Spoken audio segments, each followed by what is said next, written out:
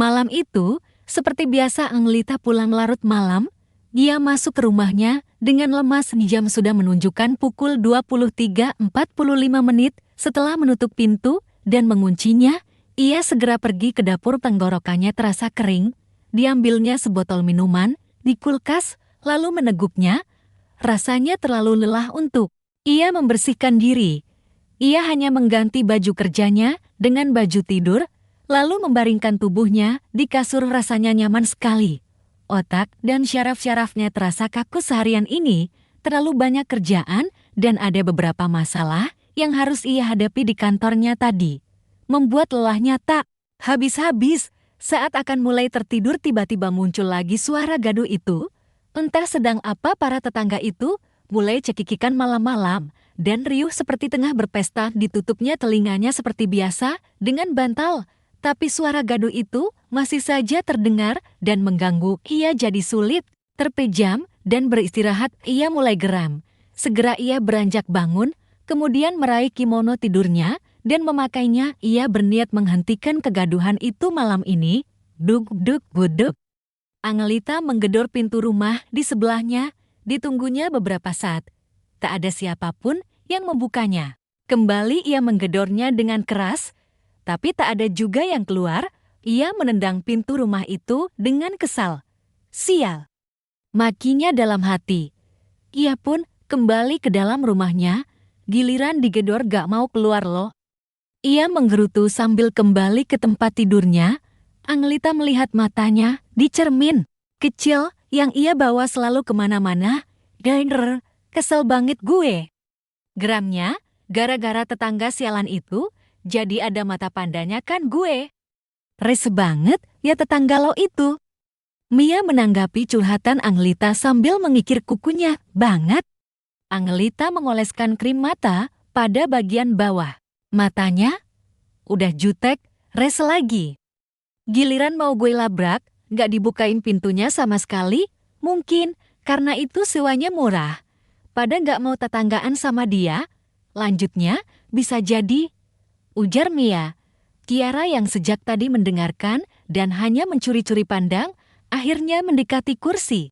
Anglita, mending lo pindah aja. Lit. Ia terbata. Anglita menolak, nyerah cuma gara-gara tetangga, sialan itu. Jangan harap. Bukan gue yang bakalan nyerah, tapi mereka yang bakalan gue buat pindah.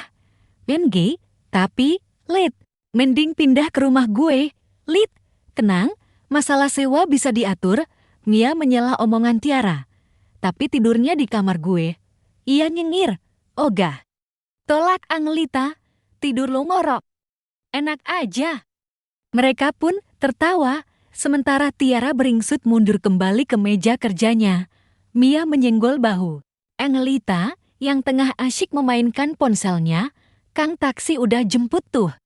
Anglita menoleh ke arah yang Mia tunjuk. Ia lalu tersenyum. Andrew sudah menunggunya di parkiran kantor. Udah lama kamu?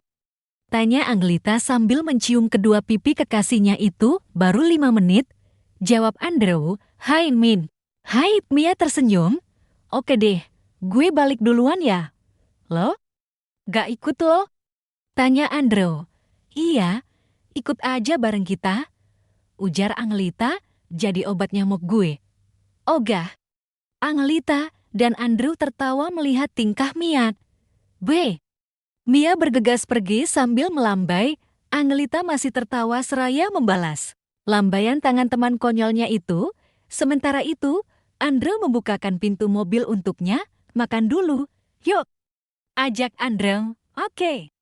Bintang hampir tengah malam. Mereka baru tiba di rusun tempat Anglita tinggal. Suasana rusun sudah sangat sepi. Anglita membukakan pintu rumahnya dan segera mereka masuk. Coba, ya kita lihat. Malam ini mereka berisik lagi nggak? Ujar Anglita sambil membuka blazernya. Mereka itu satu keluarga apa gimana? Tanya Andrew.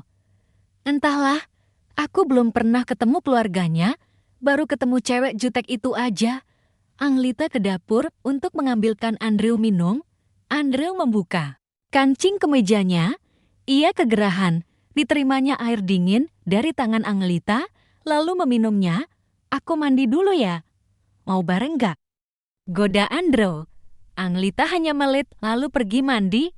Sementara itu, Andrew menonton TV beberapa menit.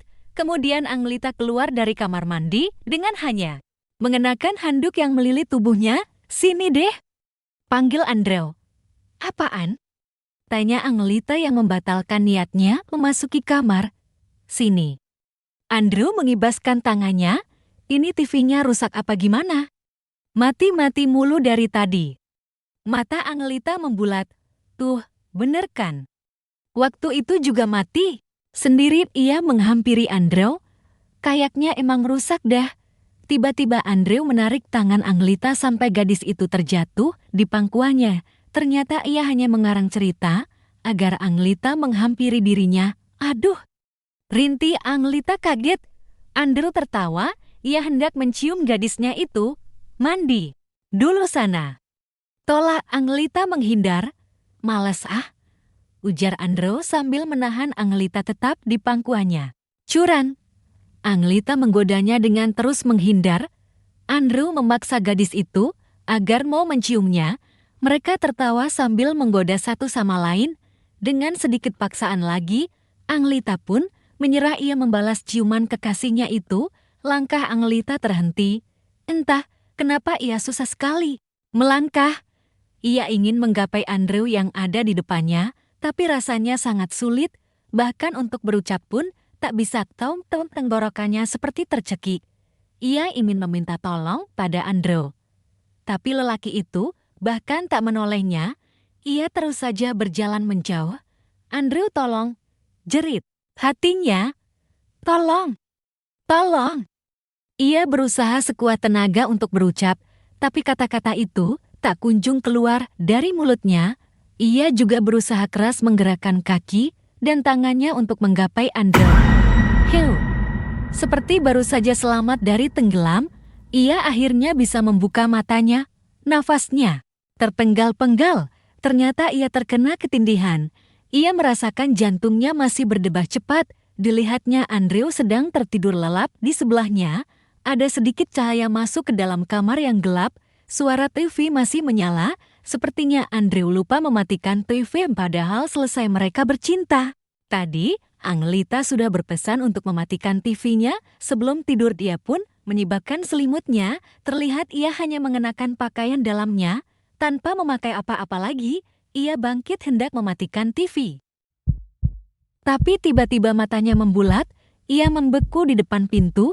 Seluruh badannya tiba-tiba bergetar. Loh, kok bangun lagi? Andrew? Iya, itu Andrew tengah menonton TV dan mengernyit melihatnya heran. Anglita tak menjawab, tubuhnya terasa kaku dan bergetar bak robot.